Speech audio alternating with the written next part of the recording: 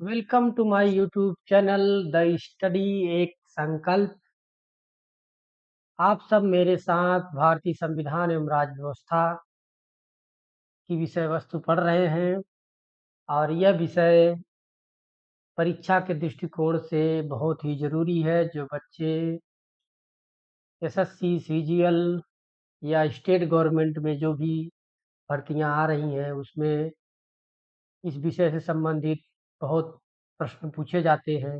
साथ ही उच्च स्तरीय परीक्षा में भी पूछे जाते हैं, स्टेट पीएससी में। साथ ही जो है संघ लोक सेवा आयोग द्वारा आयोजित की जाने वाली परीक्षाओं में। तो हम इसमें ओवरऑल सभी को शामिल करने का प्रयास कर रहे हैं कि हमारा यह प्रयास सभी बच्चों के लिए जो है कारगर साबित हो, बेहतर साबित हो। हमारा यह प्रयास है कि हम जो है आपकी समझ को विकसित करें। जितना हमने सीखा है और हम सीखते भी हैं, आपके साथ मेहनत करते हैं ताकि हम आपको और बेहतर इनपुट दे सकें, ताकि आप अपने परीक्षा में बेहतर आउटपुट दे सकें, बेहतर परफॉर्म कर सकें। तो इसमें हम जो भी तथ्यात्मक चीज़ें हैं उसको तो हम कवर करते ही करते हैं।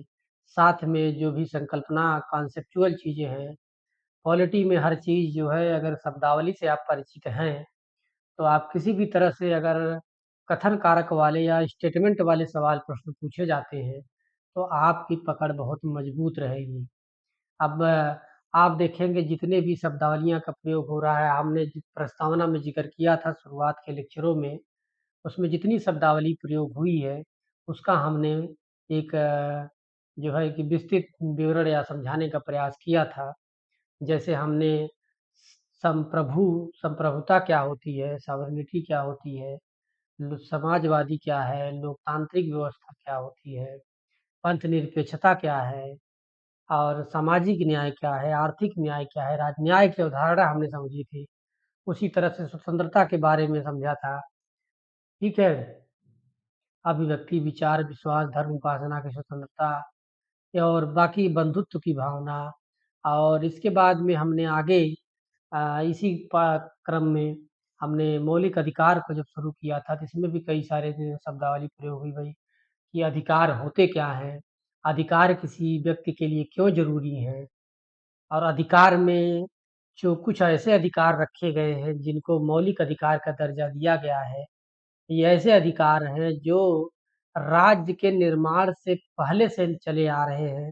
ऐसे में इस प्रकार के अधिकारों को, राइट्स को राज्य कैसे छीन सकता है? हमारी व्यवस्था चलाने के लिए और लोगों को विनियमित करने के लिए लोग सही दिशा में चले, समाज में जो है एकता की भाव लेके चले। ऐसे तमाम चीज़ें जो समाज को मजबूत करती हैं, उनको लेके सब लोग सम्मिलित रूप से प्रयास करते हुए आगे बढ़ें। उस पर उसमें कोई विच्छेदन ना हो, उसमें कोई रुकावट न आए। तो ऐसे में जो है कि मौलिक अधिकार पे भी युक्त-युक्त प्रतिबंध लगाने के लिए प्रावधान संविधान में किए गए हैं।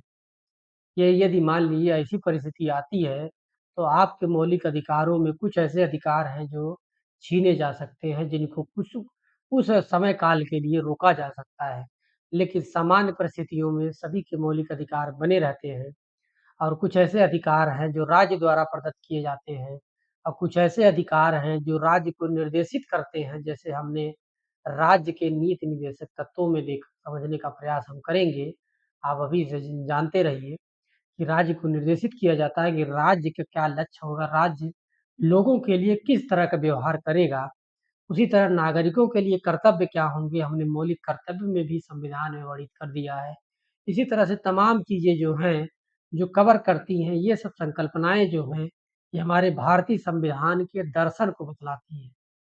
यदि हम भारतीय संविधान के दर्शन को समझते हैं, इसका मतलब हम अपने संविधान के उद्देश्यों को समझते हैं, हम अपने मौलिक अधिकारों को समझते हैं, हम राज्य के प्रकृति को समझते हैं। तो ये सब चीज़ें इस राज्य का नागरिकों के साथ संबंध कैसा होगा, हम ये समझते हैं।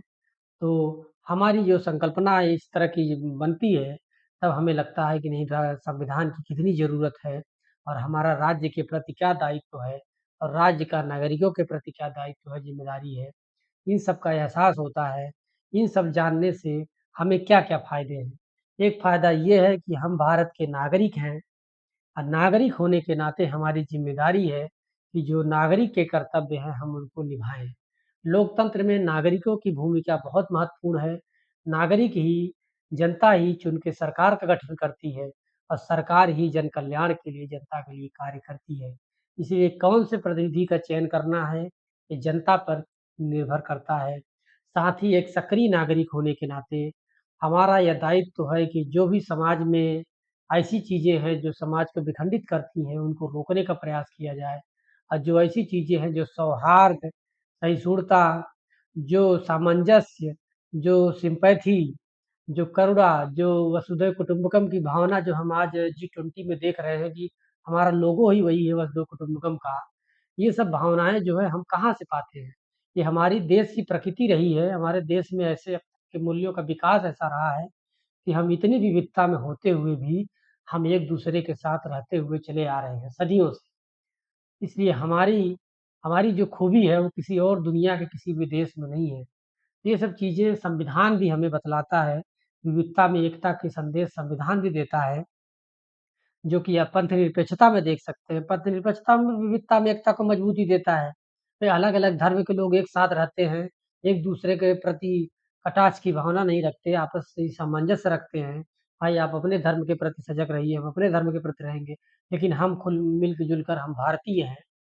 तो ऐसे संविधान देखो किसी भी विषय को पढ़ने के लिए यदि हम उसकी मूल धारणा समझते हैं, तो आप व्यवहार में चीज़ें भी समझने का देखिए हम आप एग्ज़ाम के लिए तैयारी कर रहे हैं तो बेहतर है, एग्ज़ाम के लिए जो है चीज़ें तो ज़रूरी हैं, हमें परीक्षा में पूछे जाएँगे, तो हमको अगर समझ नहीं रहेगी तो हम कैसे उत्तर दे पाएँगे? साथ ही साथ जब हम तो मान लीजिए जिन जिन बच्चों को जॉब मिल गई है, अब उन बच्चों को भी तो समाज में ही रहना है। तो समाज में जो चीज़ें वो पढ़े हैं, जो सीखे हैं, उनको लागू करते हुए देखना चाहिए। जितना वो ऑफ़िस में समय देते हैं, ऑफ़िस में भी आप अगर सरकारी पद पर हैं, तो सरकारी राज्य का कार्य कर रहे हैं। आप एक राज्य के अंग हैं छोटे से, तो राज्य की भी ज़िम्मेदारी आपकी नागरिकों के साथ बढ़ जाती है। यदि आप पब्लिक ड्यूटी पर हैं, तो आपकी ज़िम्मेदारी और बढ़ जाती है कि नागरिकों के साथ उनके जन कल्याण के लिए हम क्या कार्य करें, सरकार के दिशा निर्देश क्या हैं, उसका अनुपालन करें, लोगों तक पहुँचाएँ संवैधानिक मूल्यों को। तमाम बातें जो हैं बाकी है आपका यदि मान लीजिए आप राजनीति में, संविधान में, सब में हर नागरिक का विश्वास होना चाहिए संविधान में। उसी संवैधानिक मूल्यों को प्रसारित करना चाहिए, लोगों तक पहुँचाना चाहिए। इससे होता क्या है कि हम न ही अपने आप को मजबूत करते हैं, बल्कि देश को भी सशक्त करते हैं, समाज को भी सशक्त करते हैं। लोकतांत्रिक मूल्यों को बढ़ावा देने का मतलब है कि आप देखिए घर के स्तर पर भी लोकतांत्रिक मूल्यों का विकास करना चाहिए। भाई लोगों को निर्णय में भागीदार बनाना चाहिए। जैसे यदि परिवार में निर्णय आप ले रहे हैं, तो सभी के साथ चर्चा करके निर्णय लीजिए कि सबकी राय क्या है। अगर जो सक्षम नहीं हैं, उनको सक्षम बनाने के लिए अवसर दिया जाए, ठीक है? जैसे जितना प्रतिनिधित्व बच्चों का होना चाहिए, लड़कों का, उसी तरह से लड़कियों का भी प्रतिनिधित्व उतना होना चाहिए। तभी लोकतांत्रिक मूल्यों का विकास हो पाएगा। ये सब तमाम बातें हमें राजनीतिक व्यवस्था में संविधान पढ़ते समय ये सब हमें संविधान सिखाता है। ये हमारी दायित्व भी है, सिर्फ़ हम परीक्षा के दृष्टिकोण से ना पढ़ें, साथ ही साथ समाज में भी समाज को मजबूती देने के लिए भी ये सब चीज़ें काम आती हैं। इसीलिए पढ़ाया जाता है कि हमारे यूपीएससी के पाठ्यक्रम में भी रखा है और हर परीक्षाओं में इसलिए पूछा जाता है कि आप तथ्य मत रट लीजिए कि समानता का अधिकार अनुच्छेद 14 से 18 में दिया गया है और हर अनुच्छेद में संविधान में क्या लिखा हुआ है, हम वही पढ़ रहे हैं। ठीक है, वो पढ़ना चाहिए, ज़रूरी है, लेकिन उसके मतलब, उसके अर्थ को भी समझेंगे जब आप, तभी समाज में आप पकड़ पाएँगे कि कमी कहाँ है। यदि किसी के साथ भेदभाव हो रहा है, संविधान ऐसी इजाज़त नहीं देता है, इसका मतलब यदि हम संविधान को के अनुपालन को हम ठीक तरह से लागू नहीं कर पा रहे हैं, संवैधानिक व्यवस्था को हम लागू नहीं कर पा रहे हैं। अब ये मान के चलिए कि सारा कार्य राज्य नहीं कर सकता, क्यों? क्योंकि राज्य बहुत छोटी-सी मशीनरी है। 140 करोड़ के देश के इतने विशाल देश में राज्य का आकार तंत्र है, लेकिन राज्य के पास शक्ति बहुत है। क्योंकि जैसे-जैसे जो है लोकतांत्रिक पद्धतियों का विकास होता आया है, जो भी विकास यात्रा रही है, उसमें देखेंगे देश दुनिया भर में राज्य की भी शक्तियाँ बढ़ी हैं। क्योंकि इसकी शक्तियाँ जो है कि आप देखेंगे जैसे जब एक देश का दूसरे देश के प्रति जो है इस तरह के भाव पैदा हो जाएँ, युद्ध की स्थिति हो जाए, यदि हम शक्तिशाली नहीं रहेंगे तो उसका मुकाबला कैसे करेंगे? राष्ट्र हित के लिए बहुत ज़रूरी भी होता है और साथ में विकट परिस्थिति आने पर भी हमारे पास जो है बेहतर राज्य व्यवस्था रहेगी, तो हम नागरिकों को ज़्यादा संरक्षण दे पाएँगे। ये सब तमाम बातें हैं जो राज्य के पास होनी चाहिए, तो उसके साथ-साथ नागरिकों को भी सशक्त होना चाहिए।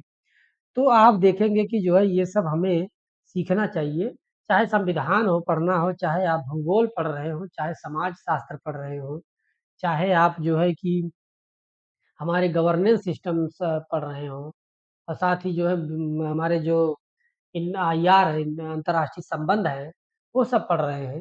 तो सभी में देखेंगे कि हम कुल मिला के हम अपने लोगों पर उसको लागू करें ताकि जो है ज़्यादा से ज़्यादा हम जो है कि अपने ज्ञान को लोगों को तक पहुँचा पाएँ, दे पाएँ।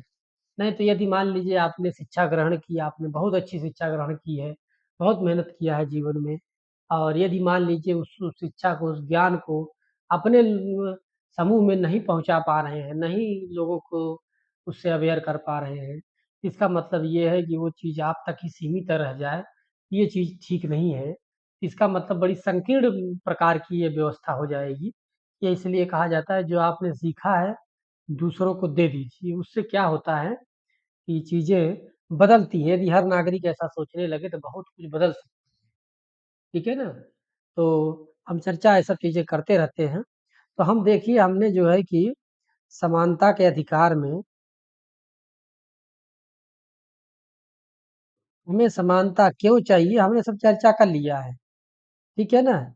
समानता क्या है, ठीक है, सब चर्चा हमने कर लिया है। समानता क्यों ज़रूरी है, ठीक है? समानता का अधिकार, मौलिक अधिकार क्यों?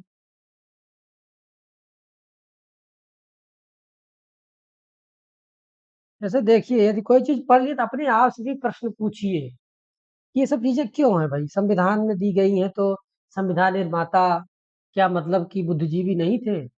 और उनके आप डिबेट पढ़िए, उनके चीज़ें जो कथन संविधान सभा में जो डिस्कशन हुए हैं, बहुत ही समझ लीजिए कारगर है। यदि आप एक-एक लोगों की वाणी सुनेंगे, तो लगेगा कि क्या उनके अंदर वो सक्षमता थी, क्या उनके अंदर बौद्धिकता का स्तर समझ पाएँगे। हाँ, हम तो अभी नवयुवक हैं, हमें और प्रयास करना चाहिए कि हम भी उनके जो उस स्तर के लोगों ने जो ज्ञान अर्जित किया, उसका कुछ हम हिस्सा अर्जित करके लोगों तक पहुँचा पाएँ। ठीक है ना? और आप देखेंगे कि समानता के अधिकार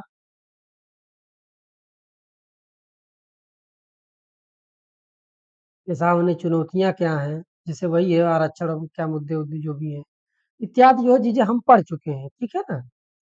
पढ़ चुके हैं कि कैसे क्या है, यदि आपने पढ़ा है हमारे पिछले 2 3-4 लेक्चर को, जिसमें हमने समानता के अधिकार के बारे में चर्चा को बहुत विस्तार से किया है, तो आपको ये सब प्रश्नों के उत्तर बड़े आसानी से मिल जाएँगे। आप लोग लिखने का प्रयास करिए, यदि आप ग्रेजुएशन कर रहे हैं, तो ग्रेजुएशन में जिन्होंने पॉलिटी ले रखा है, वो सब में ये सब बहुत ही काम आएँगे। साथ ही जो है मौलिक अधिकार को लेके ज़्यादातर डिबेट, ज़्यादातर समस्याएँ जनता और राज्य के बीच जो उभर के आती हैं, कि राज्य जो है मौलिक अधिकारों का उल्लंघन कर रहा है। न्यायालय में मामले चलते रहते हैं, अभी भी कई सारे मामले हैं। तो इन सब के बारे में यदि समझ रहेगी, तो ही आप जजमेंट भी समझ पाएँगे और उसके इम्प्लीमेंटेशन में क्या समस्याएँ हैं, समझ पाएँगे। ठीक है ना? तो ये सब चीज़ें हम जो है पढ़ लिए हैं और आरक्षण संबंधी विवाद जो भी पढ़ लिया है, अस्पृश्यता का क्या अस्पृश्यता जो है वो अनुच्छेद 17 अभी तो इसको संविधान में मौलिक अधिकार में क्यों रखा गया है और अभी तक ये समाज में इस तरह की चीज़ें क्यों बनी हुई है, ये सब भी हमने चर्चा किया है, ठीक है? और उपाधि वाले में ज़्यादातर फैक्चुअल चीज़ें तथ्यात्मक ही बनती हैं, मुख्य परीक्षा की चीज़ें ज़्यादा नहीं बनती उसमें। ठीक है ना? तो हम देखिए इस पे क्या करते हैं, कुछ प्रश्न हम लिख देते हैं, इस वाले खंड से। बाकी ओवरऑल जब मौलिक अधिकार खत्म होगा तो समस्त लेके भी प्रश्न पूछे गए हैं, तो उस सब पर भी हम यहाँ 1-2 प्रश्न पे हम डिस्कस कर लेते हैं, फिर अगले टॉपिक पे चलेंगे। ठीक है ना? जैसे हमने इस पर प्रश्न दिया था आपको आरक्षण नीति सामाजिक न्याय के साधन के रूप में प्रारंभ की गई थी, लेकिन वर्तमान में यह सामाजिक विभाजन का माध्यम बन गई है।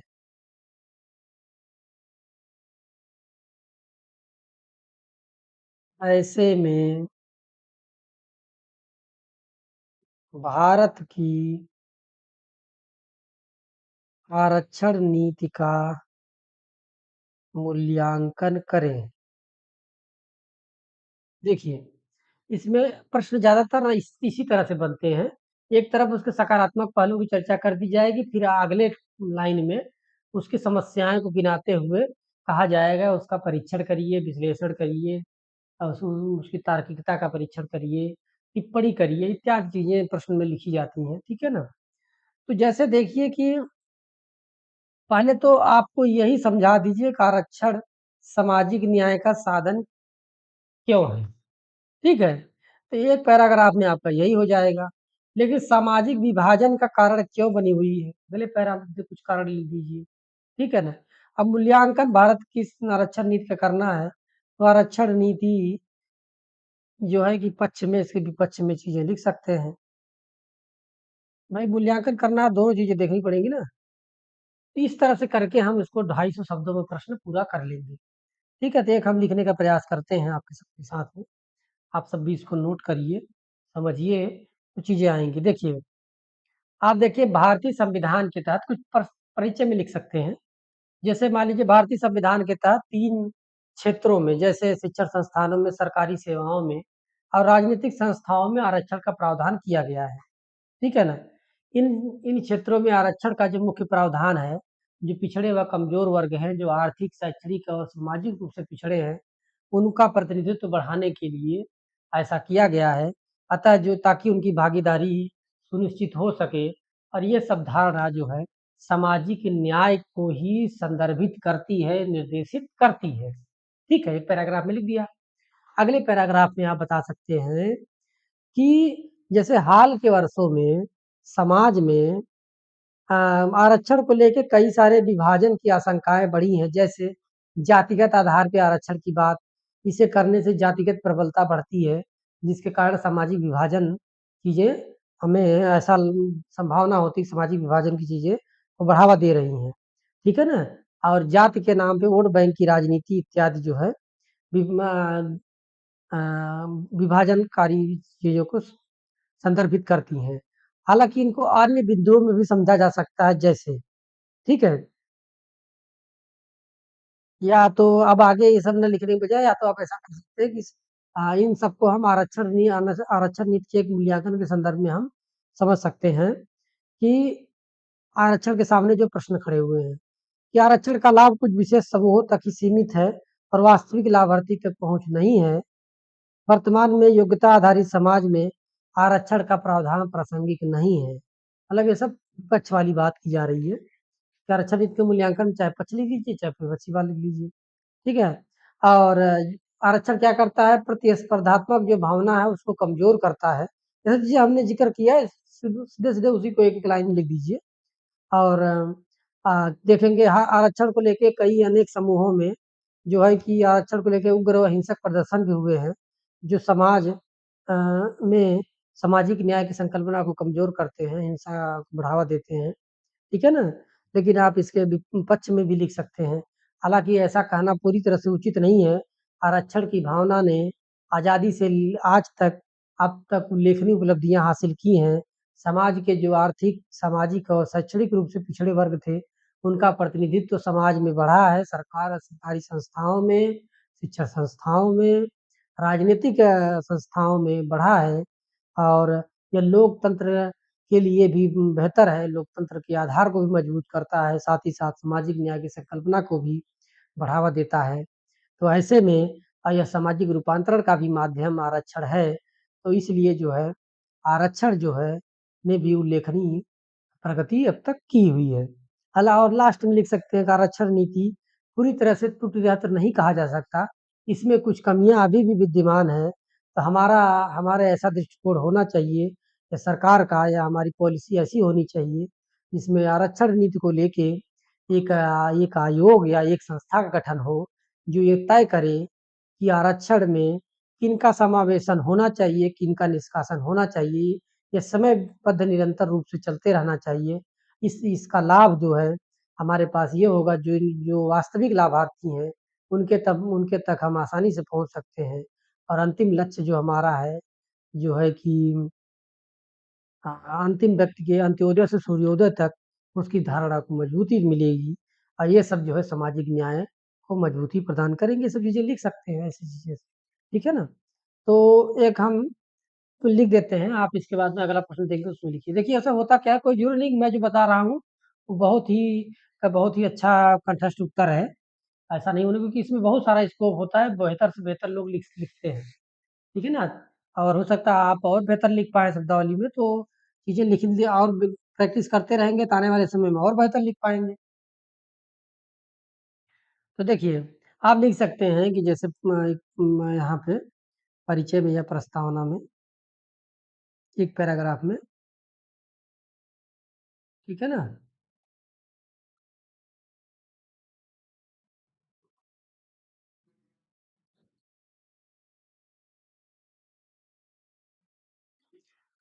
भारतीय संविधान में जहाँ शैक्षणिक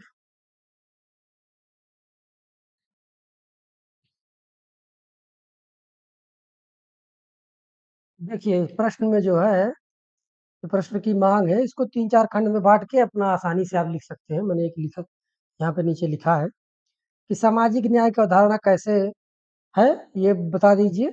या तो इसको जैसे हमने लिखा, भारतीय संविधान के में शैक्षणिक सरकारी सेवाओं एवं राजनीतिक संस्थानों में जो है अ, आरक्षण का प्रावधान किया गया है, जो इसका मुख्य उद्देश्य समाज के पिछड़े वर्गों को समाज की मुख्य धारा में लाकर उनका प्रतिनिधित्व बढ़ाना, जो सामाजिक न्याय की अवधारणा को मजबूती प्रदान करता है। ठीक है? या आप सीधे-सीधे लिख सकते हैं कि आरक्षण का प्रावधान जो है पिछड़े वर्गों को समाज के विभिन्न क्षेत्रों में उनका प्रतिनिधित्व बढ़ा के सामाजिक न्याय की संकल्पना तथा साथ ही साथ लोकतंत्र को मजबूती प्रदान करने का कार्य करता है। ठीक है ना? बाकी आप अगले पैराग्राफ में जो अगली प्रश्न की डिमांड है, इस तरह से लिख सकते हैं। इसको कई तरह से लिखा जा सकता है, कोई चीज़ नहीं कि मैं जो लिख रहा हूँ वही बहुत बेटर है। हाल के वर्षों में आरक्षण को लेके सामाजिक विभाजन भी बढ़ा है, ऐसा कुछ लोगों का मानना है। इससे समाज में जातिगत विद्वेष बढ़ा है। आरक्षण को लेके वोट बैंक की राजनीतिकरण भी आए दिन आप देखते रहते हैं, जो अभी जो जो है कि सामाजिक विभाजन का कारण के रूप में एक दिखाई पड़ता है। ठीक है? और आए दिन जो है आरक्षण नीति पर अनेक प्रकार के प्रश्न भी खड़े हुए हैं। जिसे कहा जाता है कि आरक्षण का लाभ कुछ विशेष समूहों तक ही सीमित रह गया। अभी भी वास्तविक लाभार्थी जो हैं, वंचना के शिकार हैं, उनको भी आरक्षण का लाभ नहीं मिला है।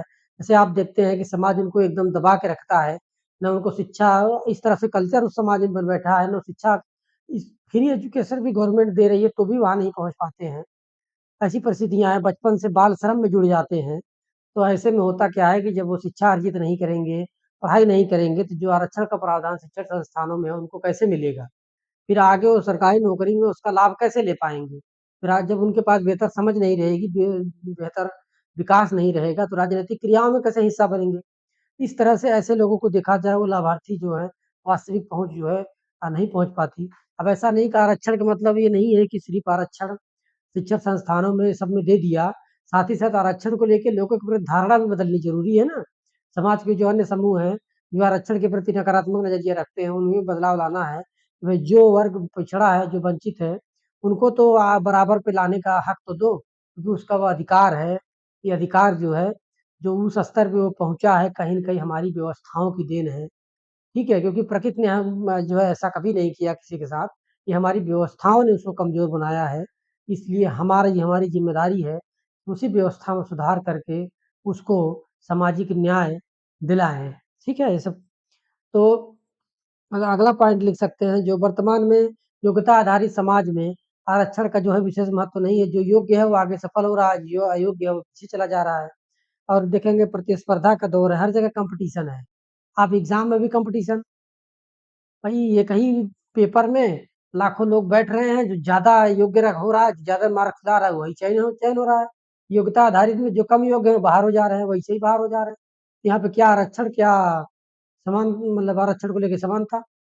तो ऐसे में जो है कि सीमित विकल्प है, तो क्या करेंगे? तो अब बाज़ारवाद की संकल्पना में प्रतिस्पर्धा इतनी है कि वहाँ जो योग्य है वही सफल हो पा रहा है, जो योग्य जिसकी योग्यता स्तर कम है, वो जो है पीछे चला जा रहा है। इसलिए आरक्षण जो है यहाँ पे कहा जाता है कि बहुत ज़्यादा मायने नहीं रखता। और यह आरक्षण को लेके आए दिन कई बार इसकी माँग उठती है, कई बार हिंसक उग्र प्रदर्शन हो जाते हैं जो सामाजिक सौहार्द को कमज़ोर करते हैं। ये सब बातें आप लिख सकते हैं कि सामाजिक विभाजन में सब चीज़ें हैं। लेकिन ये सब चीज़ें नहीं हैं, सिर्फ़ यही चीज़ नहीं होती। हमें आरक्षण को बहुत व्यापक दृष्टिकोण में समझना चाहिए। ठीक है? कि आरक्षण जो है आज़ादी से लेके अब तक जो है, आप देखेंगे इसने उल्लेखनीय उपलब्धियाँ हासिल की हैं। इसने सामाजिक आर्थिक स्थिति में समाज के बड़े समूहों को जो है सुधार किया है और देखेंगे समाज समानता के अधिकार को, लोकतंत्र की भावना को और मजबूती देने में बहुत उल्लेखनीय प्रगति किया है। और साथ ही जो है कि अगर वो सीधे-सीधे कुछ इसके निष्कर्ष में लिखना हो कि आरक्षण को पूरी तरह त्रुटि नहीं माना जाता आरक्षण नीति को, इसमें और सुधार की ज़रूरत है। इसके लिए हमें ऐसे एक संगठन की ज़रूरत है, संस्थान की या आयोग की ज़रूरत है, जो यह परीक्षण कर सके, जो यह जाँच कर सके कि कौन अभी लाभार्थी रह गए हैं, जिनको लाभ मिलना चाहिए और किनको लाभ जो पाते चले आए हैं आरक्षण का, अब वो एक स्तर से ऊँचे उठ गए हैं, उनको आरक्षण नहीं मिलना चाहिए।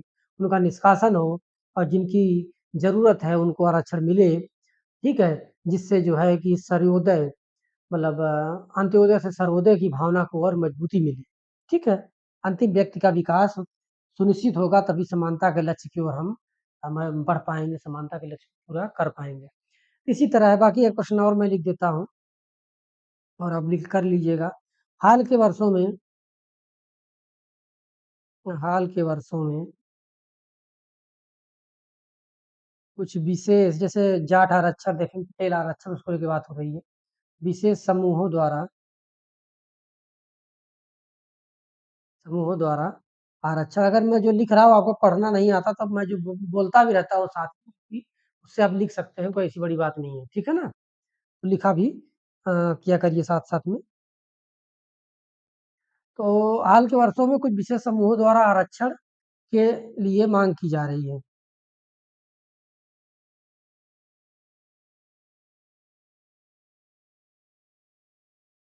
कि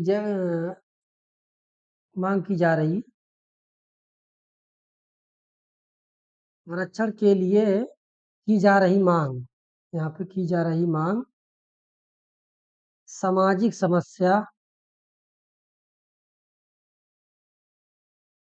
से कहीं अधिक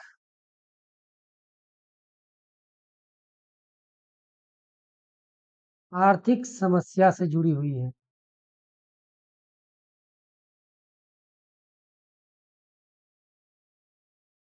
कथन की समीक्षा करें।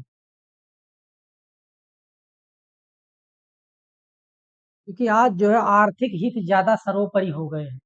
हर कोई पैसा कमाने की दौड़ में जुटा हुआ है। सामाजिक न्याय की संकल्पना को मजबूती देने के लिए प्रयास कम हो रहे हैं। हर कोई चाह रहा है कि यदि हम योग्य हो गए, हम कितना आर्थिक संपदा संरक्षित कर लें। सामाजिक संपदा बनाने में आजकल विशेष जो है लोग रुचि रखना कम करते जा रहे हैं।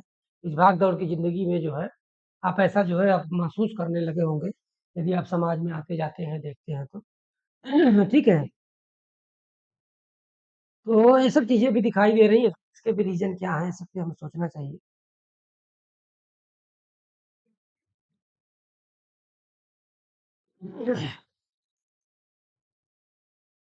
देखिए, इस प्रश्न में जो है, तो आप इसमें कुछ विशेष समूह हैं, आप ज़िक्र कर सकते हैं कि आए दिन कुछ प्रभु जातियों द्वारा आरक्षण की माँग की जा रही है, जैसे गुर्जर हैं, पाटीदार हैं, मराठा हैं, पटेल हैं, इत्यादि द्वारा आरक्षण की माँग की जा रही है, जिनको देखने में इनके आर्थिक हित नज़र आते हैं। ये मानते हैं कि हमारे पास जो है कि संसाधन कम है, हमारी आय कम है, इसलिए हम गरीब हैं, हमें जो है आरक्षण मिलना चाहिए, ताकि विशेष संस्थानों में हम वहाँ पहुँचे और अपने आप को मजबूती दिला सकें। लेकिन ये जो है, ये आर्थिक समस्या बनी हुई है। समीक्षा करना है भई, कि वर्तमान वर्ग विभाजित समाज में व्यक्ति की परिस्थिति जात से नहीं आय से निर्धारित हो रही है। आय के आधार में बढ़ते बहिष्करण के कारण जो है प्रस्तावना में निहित आर्थिक न्याय की धारणा मूर्त रूप नहीं ले पा रही। ये सब लिख सकते हैं, ठीक है? और देखेंगे कि अ, सामाजिक आधार पर आरक्षण से विगत आर्थिक आधार पर आरक्षण होने से अनारक्षित वर्ग की प्रतिभाओं में कुंठा हताशा में कमी आई है। इससे समाज में एकता का भाव है। जैसे ईडब्ल्यूएस वाला आरक्षण का जिक्र कर सकते हैं। हालाँकि प्रावधान किया गया है, ठीक है ना? और बाकी और जो प्रावधान है आरक्षण के वो सब लिख सकते हैं। ठीक है ना? ये सब लिख के आप निष्कर्ष एक छोटा-सा दे सकते हैं। ठीक है? मैं और प्रश्न लिख देता हूँ। आप लिखिए अगर आप हमारे टेलीग्राम चैनल पे पोस्ट करेंगे, तो जो है कि आप प्रश्न कॉपी आएगी तो देख के कुछ न कुछ कमेंट किया जाएगा। आप लोग प्रयास करिए, ऐसा अभी दिख नहीं रहा है कि आप लोग जुड़ रहे हैं। हमारे चैनल से जुड़िए, क्योंकि देखिए किसी भी व्यक्ति को समझने के लिए कि क्या ये बेहतर चीज़ें दे पा रहा है, नहीं दे पा रहा है, उसके कुछ चीज़ों को परीक्षण करिए। आप बड़े पैमाने पे करिए। अगर लगता है ठीक है, तो हमसे जुड़िए।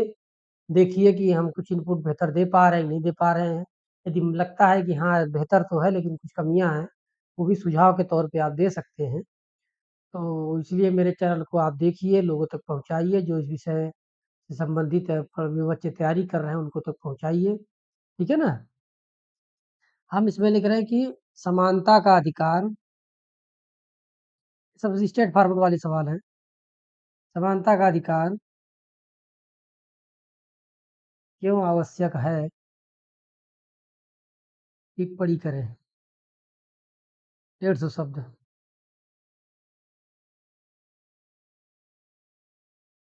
ठीक है ना?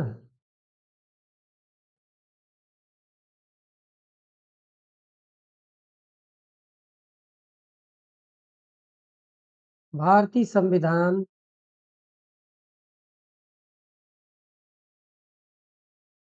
अस्पृश्यता को पूर्णतः समाप्त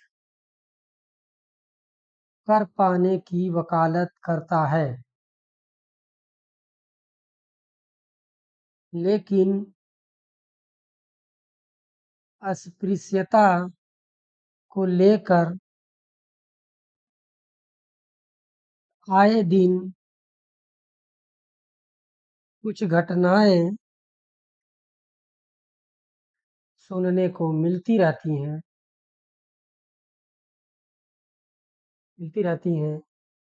तो ऐसी क्या चुनौतियां अभी भी बनी हुई हैं, जो समानता के अधिकार को कमजोर करती दिखाई देती हैं, या सामाजिक न्याय की संकल्पना को कमजोर करती दिखाई देती हैं, ऐसा लिख सकते हैं। ठीक है? प्रश्न लिख सकते हैं। आर्थिक आधार पर दिए आरक्षण, आर्थिक आधार पर आरक्षण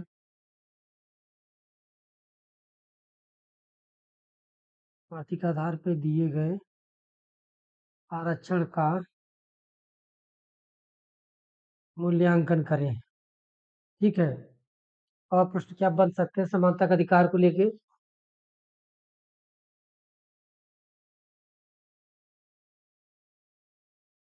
अधिकार अधिकार पर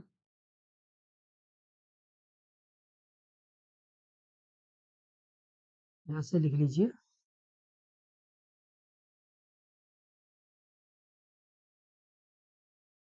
कहा जाता है कि कानून द्वारा अधिकारों का संरक्षण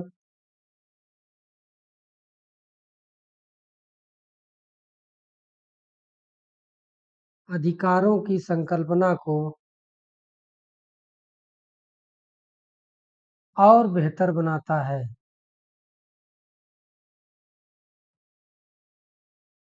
टिप्पणी करें। ठीक है। ऐसे बहुत सारे प्रश्न बन सकते हैं। ठीक है, सब प्रश्न लिख लीजिए अपने मन से, जो विचार आपको समानता का अधिकार पर पढ़ने से आए हैं, जो आपने सीखा है, उनका आप उपयोग करिए। कोई ऐसा नहीं है कि आप पहले लिखना तो शुरू करिए, पर हम धीरे-धीरे लिखेंगे तो चीज़ें आएँगी। ठीक है ना? हम भी प्रयास करते रहते हैं कि लिखिए बेहतर। ठीक है? तो आप भी करते रहिए, जब प्रयास करेंगे तभी कुछ निकल के आ पाएगा, नहीं तो फिर इसी तरह से चीज़ें समझ में नहीं आती। ठीक है?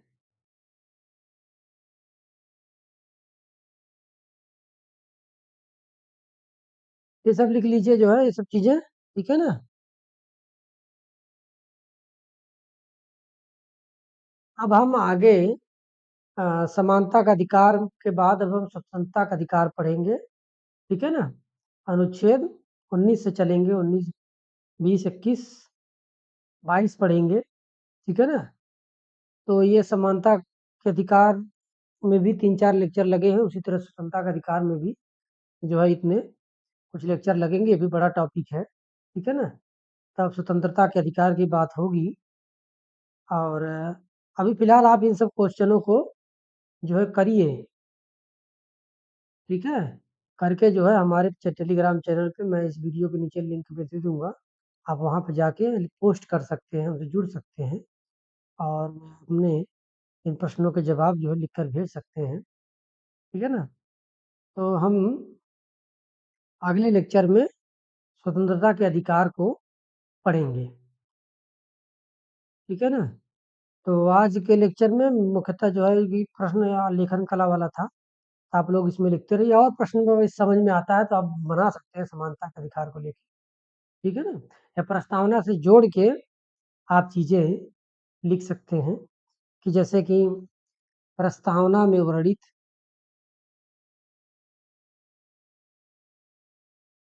सामाजिक, नहीं, प्रतिष्ठा व अवसर की समता, समानता के अधिकार,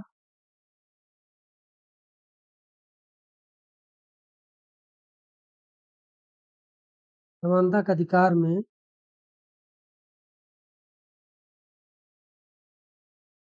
या इसको थोड़ा-सा चेंज कर दीजिए, ठीक है ना? 1 मिनट।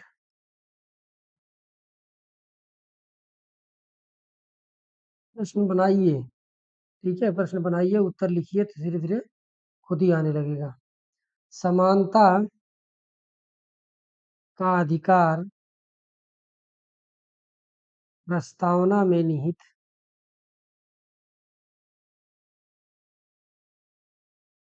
प्रतिष्ठा व अवसर की समता को इस प्रकार परिलक्षित करते हुए